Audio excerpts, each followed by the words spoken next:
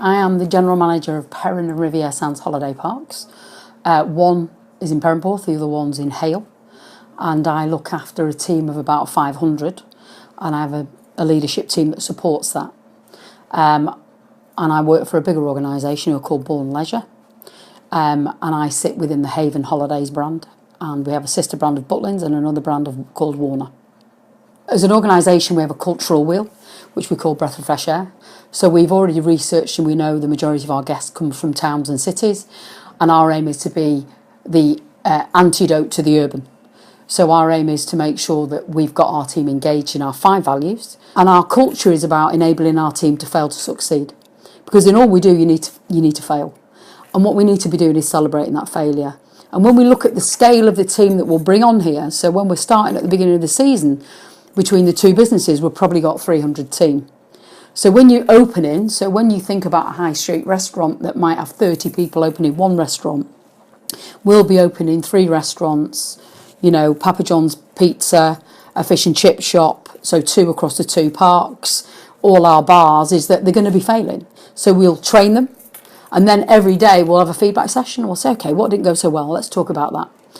And that we're celebrating those failures early doors. And I think that you can create a truly great culture with honesty.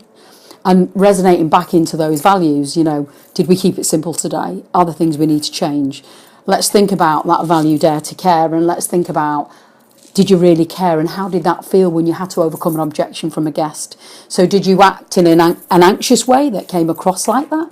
And let's talk about that. And I think that when you've got 30 team in a restaurant talking about 30 failures, and you share those every single day, then, by the end of the week, you're going to be in a great place. So we measure team performance based around people that leave. So we've actually can tell you who's left by department and the reasons why. Was it under contract? Was it another job?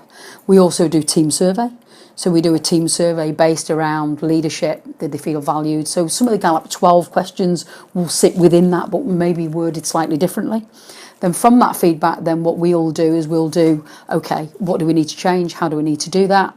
But what we like to be is honest, objective and open.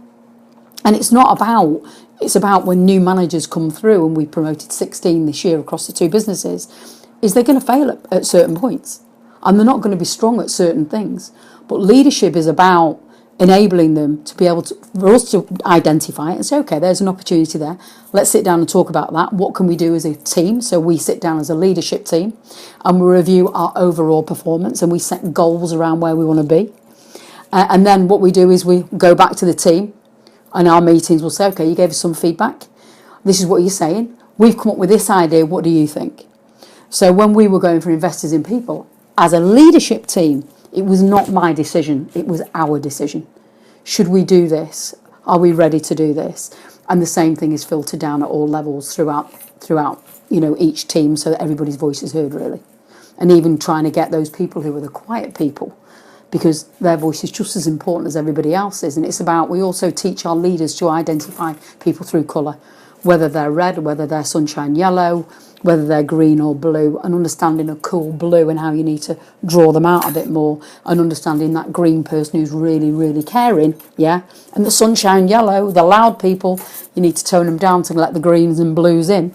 So our leadership team are coached on that at early doors at the beginning of the year. And then we'd also do that with our team leaders in order to try and identify that the quiet person, there's nothing wrong with them, it's just a different style. And let's just get the best out of them. I've been having the team litter picking, oh, they love me, for about 12 years. So we've been litter picking Perran and Riviere for 12, maybe 13 years, because I'm on the 14th year. And we do it as an engagement day, so we do it as team building. So what will happen is they'll go out on groups. So I might split the leadership team and say, okay, you're going to go there, you're going to be there, you're going to go there. The one that finds the most interesting object, they need to present that. The oldest object, they need to present that. They need to then also, from that, be able to make something. And then they'll come back as a team, and they're so competitive, because we are quite competitive. And, rubbish is fun, but it's also part of our mission statement. Everything will be bright and clean, and it's about making sure we give our guests a great time with memories that last a lifetime, because I love it. I love my team. And for me, it's not about short-term gain. It's about a long-term vision. It's always been about how can I make it bigger? How can I make it better? How can I give our guests a great time? How can I get investment from the board in order to make sure that we're sitting in the market in the top spot? So it's always about making sure that you've got your short-term goal that you need to achieve, but you've got your long-term vision attached to that, and that you stay focused on that, and that you don't go off track with it. That is a long-term goal. You stick to your values, you role model them, you make sure the culture's embedded in what you do, but you have to role model that as a leader, because if you don't, you have no culture. It just falls to the wayside. So some organisations have these great values, but they're not lived. They're not spoke about. They're not common language.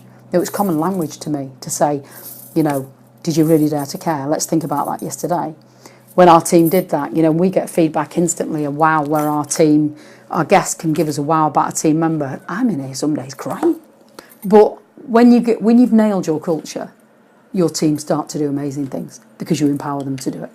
And I can say some of the team here do some amazing things because we empower them to own a guest, see a situation and make it special.